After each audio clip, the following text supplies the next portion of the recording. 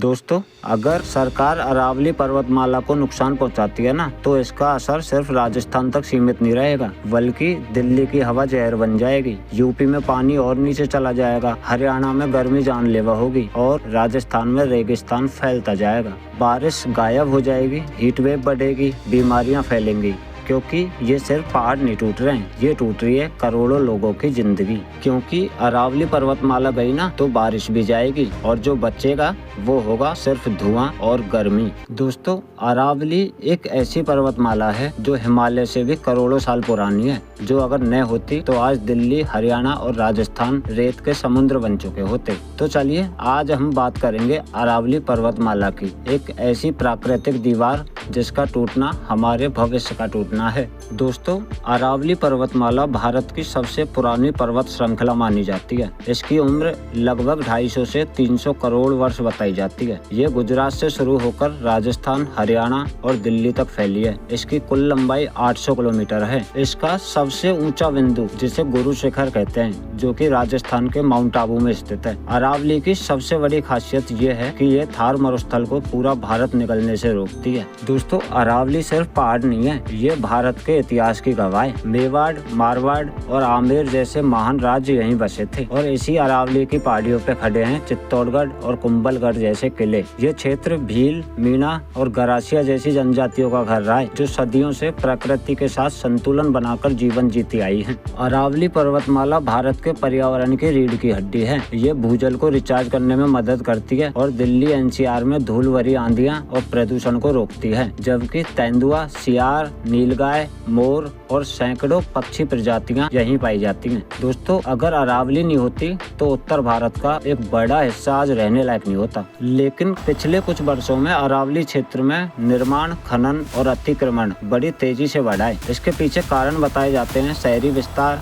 सड़क और housing project और औद्योगिक विकास। हालांकि कई जगहों पर सरकार ने अवैध निर्माण और खनन पर कार्रवाई भी की है, क्योंकि सुप्रीम कोर्ट अरावली को संरक्षित क्षेत्र मानता है। वर्तमान में भारत सरकार और सर्वोच्च न्यायालय अरावली क्षेत्र में निर्माण, विध्वंस और खनन गतिविधियों पर ध्यान केंद्रित कर रहे हैं। 2025 में सर्वोच्च न्यायालय ने अरावली की नई परिभाषा दी, जिसमें 100 मीटर से ऊंची पहाड़ियां ही अरावली मानी जाएंगी। सरकार का दावा है कि इससे 90% क्षेत्र सुरक्षित रहेगा और सतत विकास सुनिश्चित होगा। लेकिन आलोचक कहते हैं कि यह परिभाषा 90% क्षेत्र को खनन और निर्माण के लिए खोल देगी। पर्यावरण मंत्रालय ने अरावली ग्रीन वॉल परियोजना शुरू की है, जो वन बहाली और पारिस्थितिक संरक्षण पर केंद्रित है। हालांकि राजस्थान और हरियाणा में अवैध खनन जारी है और सर्वोच्च न्यायालय ने 2018 से कई बार हस्तक्षेप भी किया है, जैसे निजी निर्माण रोक। ये कार्रवाइयां पर्यावरण संरक्षण और आर्थिक विकास के बीच संतुलन बनाने का प्रयास है। लेकिन विरोध प्रदर्शन बढ़ रहे हैं, क्योंकि परिभाषा में बदलाव से कॉर्पोरेट हितों को लाभ मिल सकता है। जनता और विपक्ष इस पर सवाल उठा रहे हैं। वो लोग अरावली को माइनिंग के लिए खोलने का आरोप लगा रहे हैं। दोस्तों,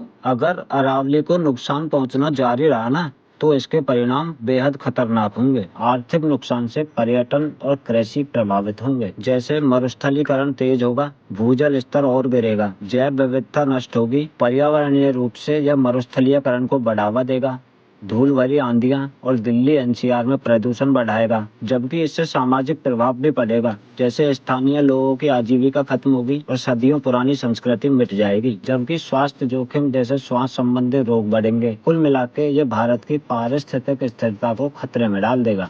दोस्तों, ये नुकसान सिर्फ आज का नहीं है, बल्कि आने वाली पीढ़ियों का भी होगा। अरावली पर्वतमाला केवल पहाड़ों की श्रृंखला नहीं है, बल्कि ये है भारत का सुरक्षा कवच। अब हमें चाहिए कि अवैध खनन पर सख्त रोक लगे, सतत विकास पर आधारित योजनाएं बने, स्थानीय लोगों की भागीदारी बढ़े और बड़े स्तर पर वृक्षारोपण हो। अगर अरावली बचेगी तो पर्यावरण बचेगा, और अगर पर्यावरण बचेगा तभी बचेगा हमारा भविष्य।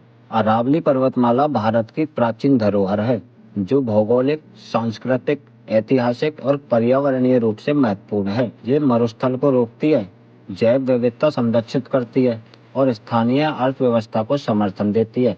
लेकिन वर्तमान सरकारी नीतियां और विनाश के खतरे इसे जोखिम में डाल रहे हैं। परिणाम स्वरूप पर्यावरण हानि, जलवायु परिवर्तन और समुदायों को नुकसान होगा। सतत विकास के लिए अवैध खनन पर सख्त रोक, वन बहाली परियोजनाओं का विस्तार और जन भागीदारी आवश्यक है।